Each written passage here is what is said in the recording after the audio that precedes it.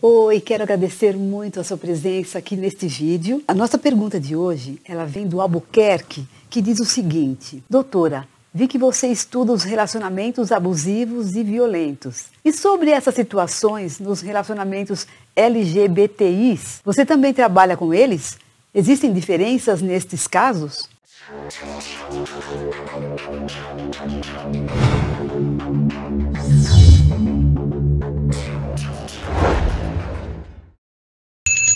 Inicialmente eu quero deixar claro que esse vídeo é apenas informativo. Muito bem, o Albuquerque traz uma pergunta bastante importante, porque de fato, quando se estuda esse tema da violência doméstica, da violência entre parceiros íntimos, a gente nota que a maioria dos estudos trabalha na questão da heterossexualidade. Mas existem sim estudos científicos tratando desses temas, e eu vou trazer aqui alguns elementos desses estudos, além da minha prática na clínica, no dia a dia. As semelhanças do abuso ou da violência nos casais hétero e homossexuais são maiores que as diferenças. Então, assim, quase tudo que acontece dentro de uma relação heterossexual também acontece numa relação homossexual.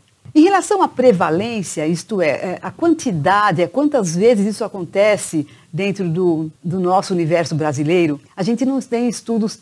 De qualquer modo, dá para a gente trazer aqui e estabelecer pelo menos de alguns estudos internacionais que possam dar uma ideia para a gente de prevalência, de quanto isso acontece na realidade mesmo. Uma dificuldade de estabelecer a prevalência é porque existem sim estudos buscando entender melhor esse fenômeno da violência entre parceiros íntimos nas populações de LGBTIs. Porém, alguns estudos têm metodologias bem diferentes dos outros. Então, por exemplo, quando a gente fala da violência entre parceiros íntimos, sabemos que tem pelo menos 5 tipos. Então tá, a física, a sexual, emocional, moral e econômica ou patrimonial. Então, alguns estudos pegam 2 ou 3 tipos, outros estudos pegam 4, e por isso fica difícil comparar um com o outro.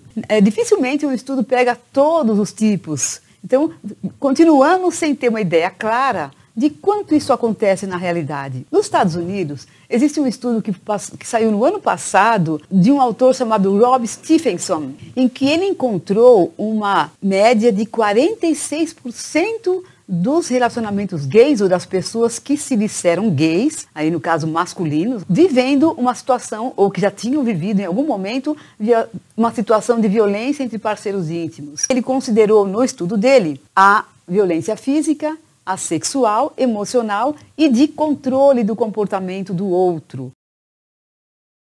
Então, por isso, provavelmente, que esse número dele foi, quase metade dos casos já tinha encontrado algum tipo de violência importante. Olhando vários outros estudos, o que eu percebi é que a média da prevalência é de 1/3 dos casais, mais ou menos como é a média das mulheres vitimadas em relacionamentos heterossexuais. Agora eu vou mostrar para vocês algumas diferenças que existem, vou chamar de VPI, tá? Violência entre parceiros íntimos, nos relacionamentos LGBTIs. E se você não está se lembrando bem do que significa LGBTI, são pessoas que se dizem lésbicas, gays, portanto masculinos, bissexuais, transexuais e intersexuais. Primeira situação que a gente nota que é diferente é o outing. O que é o outing? É que muitas vezes o agressor ameaça o parceiro, um parceiro, por exemplo, que não se revelou, pode ser na família dele, ou pode ser que não se revelou no trabalho, ou nas redes de amigos. Então, acontece essa violência do outing quando o parceiro ameaça este outro que não se revelou, abrir o segredo dessa pessoa dentro do universo dela. Ameaça ou realmente revela o segredo do parceiro ou da parceira. Então essa, por exemplo, é uma situação que não tem sentido num relacionamento heterossexual. Um segundo ponto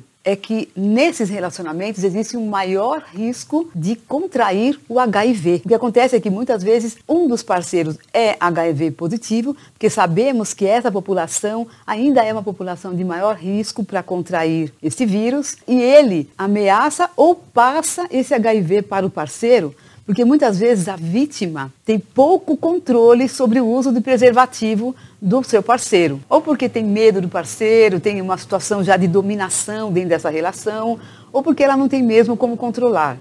Um terceiro ponto de diferença na VPI entre homo e héteros é que existe uma coisa que a gente chama de homofobia internalizada.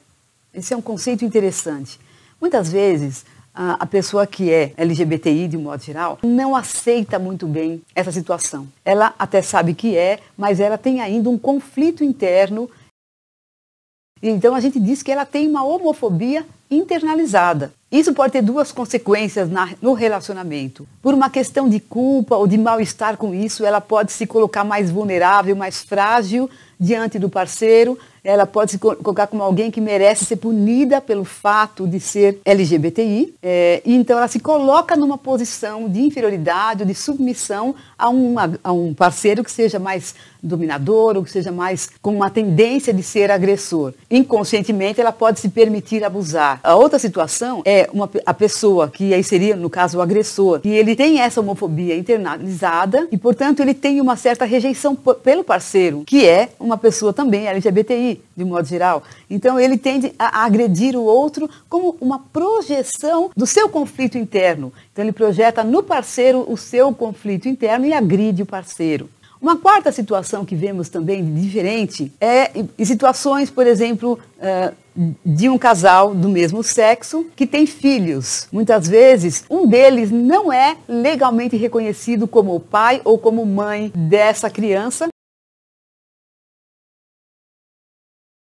E o parceiro, sabendo que esse outro tem um vínculo importante com a criança, ele pode ameaçar romper o vínculo dessa pessoa com a criança, não deixar essa pessoa mais ter acesso à criança, se separar ou se alguma coisa que ele não quer aconteça. Então ele pode usar isso como uma ameaça para o parceiro que não é legalmente reconhecido como pai ou mãe da criança. Além dessas diferenças, eu gostaria de falar de alguns aspectos que me chamaram a atenção nos estudos científicos a respeito desse assunto. Então, alguns estudos comprovam altas taxas de VPI entre lésbicas. Um estudo de 2013 trouxe uma taxa de 44% de violência entre parceiras íntimas. Portanto, maior do que o que acontece com mulheres em relacionamentos heterossexuais, que seria uma média de 30% a 35%, pelo menos assim, mundialmente. E esse mesmo estudo mostrou que também essa taxa é menor do que a taxa de agressão em mulheres bissexuais, que seria uma média de 61%. Gente, volto a dizer, existem estudos diferentes com números e taxas diferentes, então não dá para concluir. E muitos desses estudos não são representativos da nação, de todo um país. A gente não pode levar, então, esses números como definitivos, claro, numa situação atual. Mas é porque eu preciso falar do que existe de estudos para vocês, vocês terem alguma média, pelo menos. Outra coisa que esse estudo trouxe é a grande prevalência de violência mútua, ou seja, quando uma pessoa agride e é agredida. Outro aspecto que eu observei, que eu considero bem importante considerar, quando falamos da VPI em LGBTI, é a questão do estigma. Não só o estigma, mas como a desigualdade de direitos, considerando-se o que a gente tem hoje no país, faz com que pessoas que vivam esse tipo de agressão no casal tenham tendência de se isolar mais. Para elas é muito mais difícil fazer um pedido de ajuda, ir até uma delegacia, imagina como é que é para um homem que é gay, que tem um parceiro que agride, como que é para ele pensar em ir numa delegacia fazer uma queixa. Quer dizer, são dois obstáculos. Um de ser um homem sendo agredido, o segundo de ser um gay. Então, assim, a nossa cultura, ela dificulta bastante nesse sentido que uma pessoa que está sendo vitimada, que está vivendo aí, às vezes, um terror dentro do relacionamento, que peça ajuda. Então isso, se já é difícil, se a gente já vê uma subnotificação nos relacionamentos heterossexuais, isso é muito maior, isso é muito mais complicado ainda nos relacionamentos entre pessoas do mesmo sexo. E, portanto, isso aumenta ainda mais a vulnerabilidade da vítima dentro da relação. E muitas vezes o agressor usa isso contra ela. Por exemplo, assim, você vai buscar ajuda? Você vai para uma delegacia? Você pode imaginar o que vai acontecer lá? Como eles vão gozar de você? Ou eles não vão nem te dar ouvidos? Então, assim, pelo medo de ser ainda mais vitimado e ainda mais agredido, muitas pessoas ficam ainda nesse isolamento, tornando a situação ainda mais grave nessa população. E o Albuquerque perguntou se eu trato isso no consultório. Eu trato, sim, naturalmente. Pessoas, às vezes, buscam ajuda de um profissional por causa até da dificuldade que elas têm de buscar ajudas de outra maneira. E a gente sabe que uma pessoa que vive uma situação de violência, ela também está implicada, ela também, inconscientemente ou não, contribui para aquela situação de violência. Então, é fundamental que as pessoas busquem ajuda, que não fiquem vivendo uma situação de abuso, de violência, de qualquer tipo que seja, e que se trabalhem para conquistar relacionamentos saudáveis, relacionamentos muito mais satisfatórios. Espero que eu tenha respondido a pergunta do Albuquerque, e se você gostou desse vídeo, dê o seu like. Faça também comentários, o que você achou, você imaginou que era assim? Você conhece alguma outra situação? Você gostaria de fazer o seu relato? Agradeço muito pela sua contribuição nesse sentido. Se você ainda não se inscreveu no canal, faça isso, vá até lá o link do inscrever-se e não se esqueça de clicar no sininho para receber as notificações. E se você conhece pessoas da população LGBTI que vivem também esse drama ou que já viveram, compartilhe esse vídeo com elas para que mais pessoas possam ser beneficiadas e pensem nesse tema que é bastante importante, tomando atitudes novas. Tudo de bom para você, beijos no seu coração, tchau, tchau.